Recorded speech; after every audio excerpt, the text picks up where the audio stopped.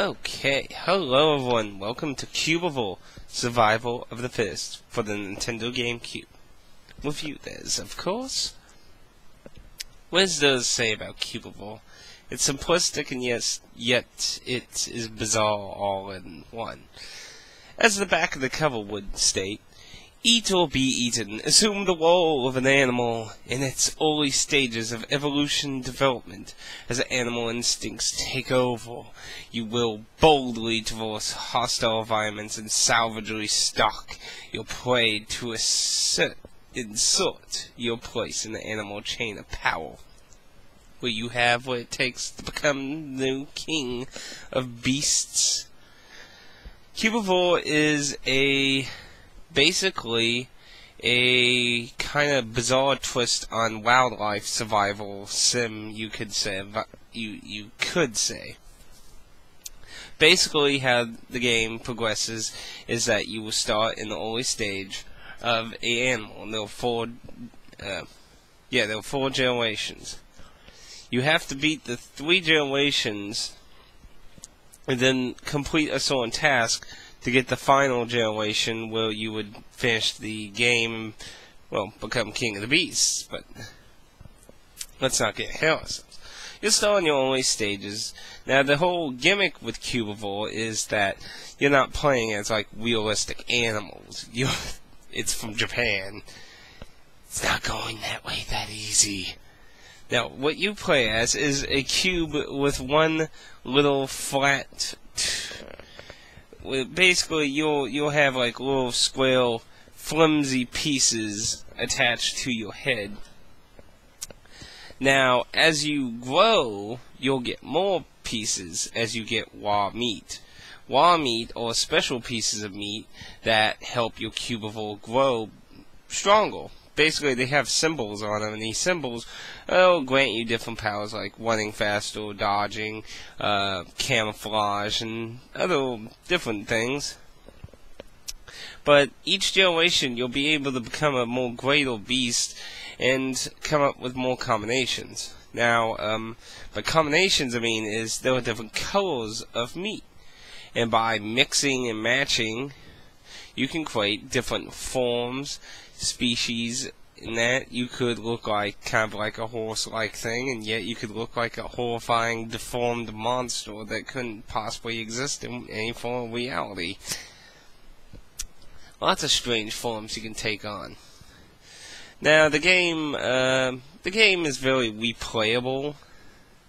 Basically, you would if you didn't complete the necessary goal, you would get the option to replay the previous 3 generations to accomplish your goal to finish the game.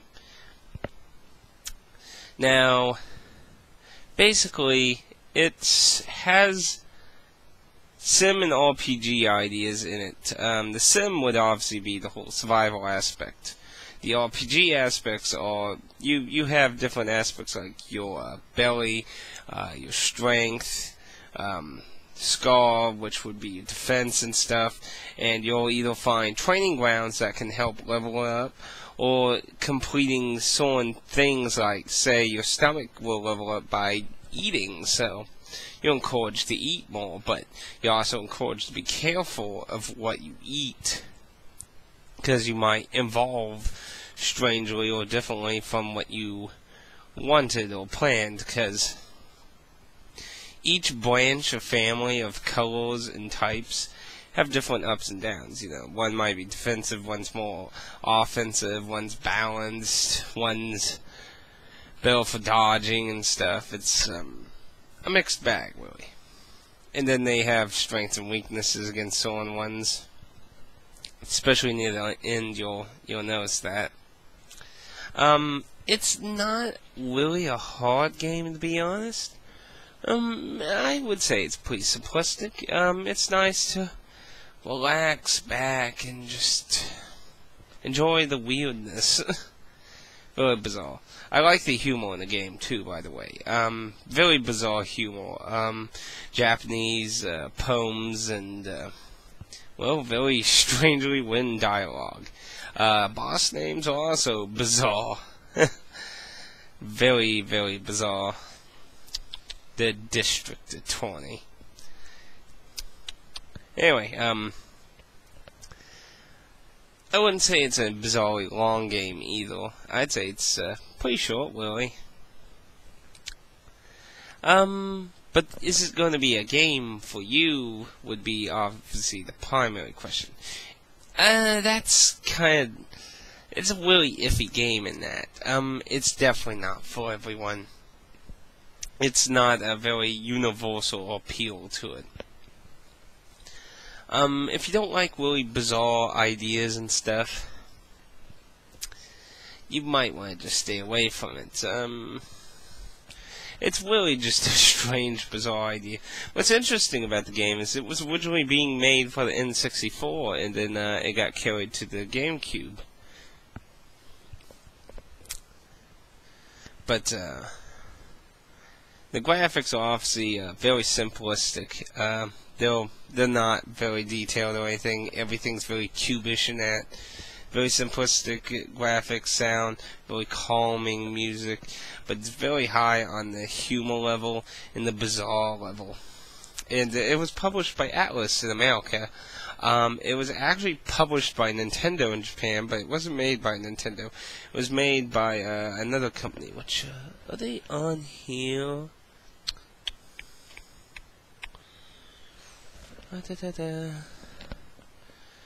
No, I don't see their company name on here.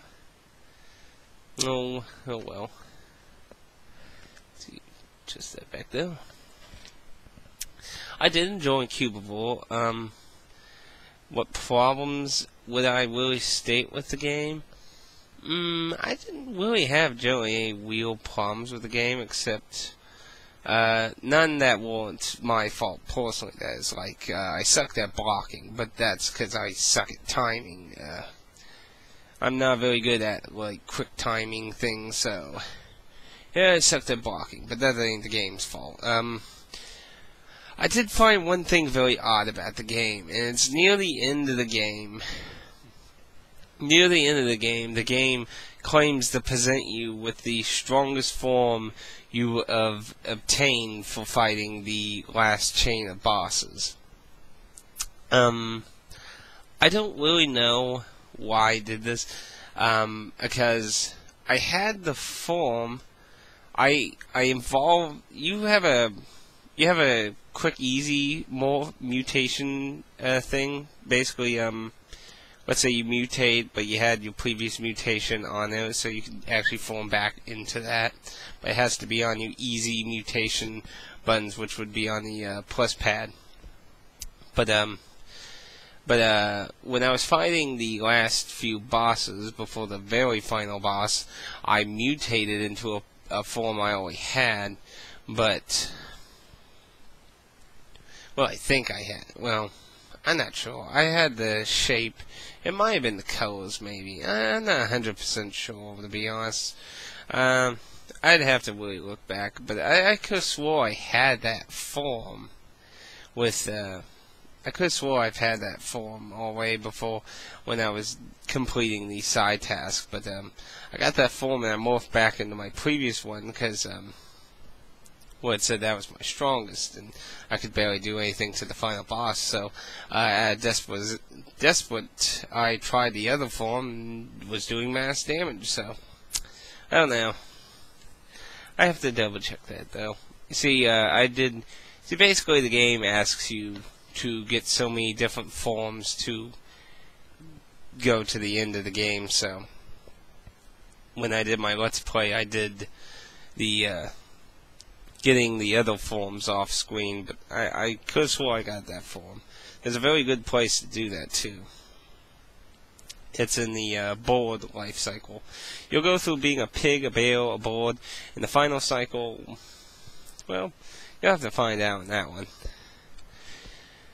But, I would recommend Cubivore if you're looking for something very differently strange, weird, bizarre. I wouldn't recommend it if you're looking for the next Call of Duty or something, because this obviously ain't even remotely close to that. But yeah, it's definitely not going to be. It's not any. There's no like in-depth RPG elements in it. Oh, actually, now I think about it, there's one other thing I would slightly complain about, and that would be the camera. I didn't like the camera. The camera basically just has 4 angles, and you use the C stick to go through them. You just go left and right, and it just goes to a static angle. I don't really think that works too well with the game, in my opinion. Some of the bosses who jump around a lot and stuff can quickly get out of your view. And it's kind of at an angle. It's not like, right in front of you and looking all the way that. When you're moving around normally, it usually is, but when you're in combat, like, shifts upwards, so it's like blah, blah, blah, blah, blah, blah. So it's kind of awkward in combat. I think they could do, but camera controls in 3D games continues to be something many people complain about, and I usually don't really complain about them, but I'd be a liar if I said it didn't bother me just a little bit. But overall, I think Cubivore was a really good game for something different to do. That it used to be incredibly well. I don't know if it actually still is incredibly well. Back then, I'm pretty sure it was like about $100 to get a copy. I got my copy, luckily, really cheap. I found it in a used store. But online, it was pretty well, and I don't know if it's still pretty well. It's a pretty strange game. I wouldn't think too many people are out to get it, but if it is a reasonable price, I'd say check it out myself.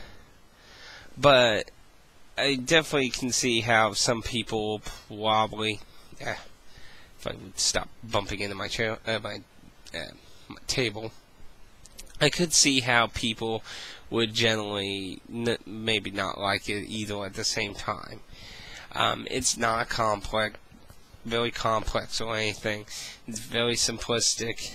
So I'd just say if you find it for a reasonable price and you just want to do something different, sure, it's an interesting game with that.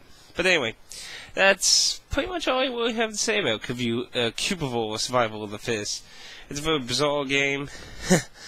I have to agree with, I very rarely agree with IGN, but one of the most bizarre video games ever created. Yeah, pretty much. Pretty much. That's pretty much the game in a nutshell.